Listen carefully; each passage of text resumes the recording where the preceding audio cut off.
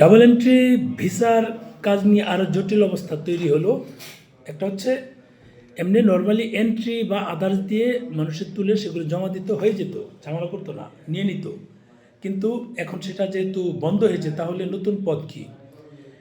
আমার যেটা মনে হচ্ছে ইন্ডিয়ান এম্বাসি তাদের হয়তো বা চেঞ্জ করেছে, তারা ডাবল এন্ট্রির সংখ্যা হয়তো বা বাড়াবে, কারণ তারা এটা ফিল করছে যে বাংলাদেশের অনেক মানুষ এটা সাফারার ভুক্তভোগী। আমার বিশ্বাস যে তারা এগুলো মানে পরিমাণ বাড়াবে, যেন আমাদের বাংলাদেশি যারা এম্বাসি ফেস করতে যাবে তাদের একটা সুবিধা হয়।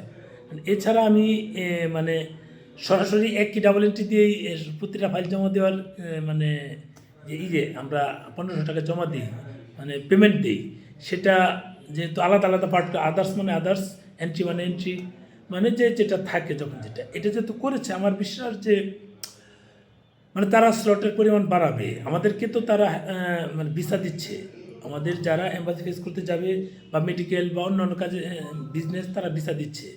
নিশ্চয়ই তারা পজিটিভ চিন্তা করে ভিসা দিচ্ছে, এটাও পজিটিভ চিন্তা করে হয়তো বা তারা এটা করেছে। দেখি, আল্লাহ ভরসা, একদিন গেলে খোঁজ পাওয়া যাবে।